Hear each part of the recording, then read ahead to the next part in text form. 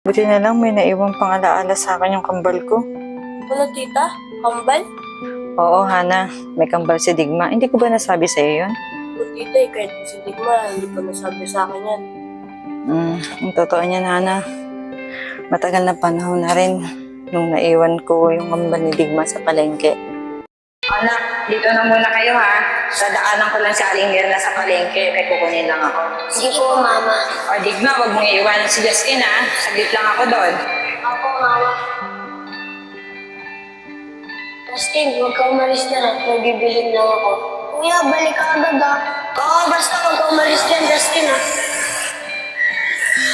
Hala, saan yung mga anak ko? Oh, asan na si Justin tsaka si Digma? Mama! Oh, Digma, asan na yung kapatid mo? Mama, iniwan ko lang po siya dyan. Sabi ko naman sa Digma, huwag mo iiwanan yung kapatid mo. Sorry po, mama. Hanapin na natin siya. Tita, bakit hindi mo po siya hanapin? Ilang beses ko nang ginawa yun, Hana. Kaso wala talaga eh. Kaya po, tita. Tulong po ako sa pag-alap sa kambal ni Digma. Sana po makita natin siya. Sana nga eh. Miss na miss ko na si Justin. Lalo pat nawala sa akin si Digma. Sige po, tita. Magpahinga ka lang po. Baka po sa makita natin po yung Digma. O sige na, Hana. Salamat ah. Buti na lang nakita natin to. Paano? Dito na muna ako. Tol, siguro nagselos si JC kahapon. Butol, ang inang kulit ang ginawa kami. Diana! O tol, sila ano? Butol, kung sinesan mo kaya ulit. Diana! Nagsisiga ako sa'yo. Ano yun? Alam mo ba? Si Digma pala, may kambal. Bakala ko ay nana, gawa ka rin kwento eh. Mas, ikaw, oo, nakita ko pa ngayon. Ito ng bata sila eh. Wala naman balita sa kambal niya. Ayun na nga eh. Matagal na pala hinahanap kita siya kasi di pa rin nakita. Tol, tulong kaya tayo sa paghahanap. Pwede tol. Ano may tutulong natin? Wala rin talaga to si Denny. May social media na nga eh. Ba't di ka dun mag-post? Galing mo talaga lepot eh. Magaling talaga yan, tropa ko yan eh, di ba Lepot? Siyempre naman. Tol, di ka ba masaya sa sinabi ni Lepot? Sa'yo?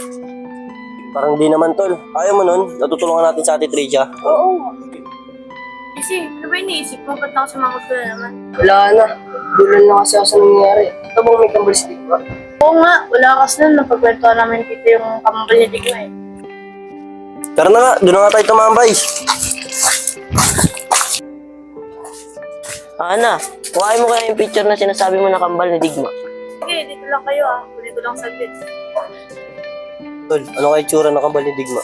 Siguro kamukha ni Digma. Kambal nga eh. Oh, babe, may kambal ka hindi magkamukha. Mayroon bang ganun sa Ander? Oh, meron nun Tol, katulad ni JC, yung nakita natin sa Manila Zoo, di ba kambal niya yun? Kaso rin sa Ander, no? Ikaw nga rin may kamukha eh. Sino Tol? Papa mo.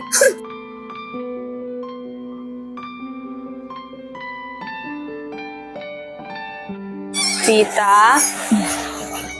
Pwede ko po ba mahiram yung picture na nahanap po natin ng kambal? Oo, bakit? Kasi po, tita, tutulungan daw po tayo nila Sander na hanapin po yung kambal ni Digma.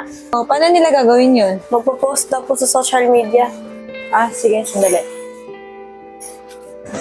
Paano po, tita? Alis na po ako. Sige, mag-iingat ka ah. Tama na kayo, baka magkapikunan pa kayo. O tol, na pala si Ana. sabi sa'yo. Ayun nga. Oo nga, kamukha nga ni Digma tol. Oo nga Tol eh. Tara tol, picture natin yan.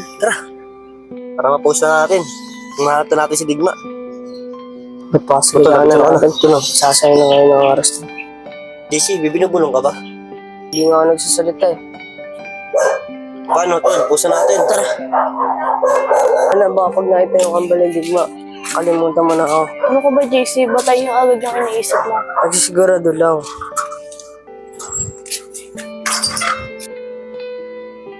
Oh, Hana, kamusta? May balita ba? Wala pa po, tita eh. Kakapost lang po kasi. Sana magkaroon na sana ng resulta, no? Sana nga po, tita eh. Oo nga pala, asan si JC? Kasunod ko lang po kanina eh. Sige na, Hana, mag-asikaso mo na ako. Sama pa rin kasi yung pakiramdam. Sige po, tita. Tita, baka po mawala pa to. Ah, oo nga pala. Paano? Dito muna ako sa kwarto, ha?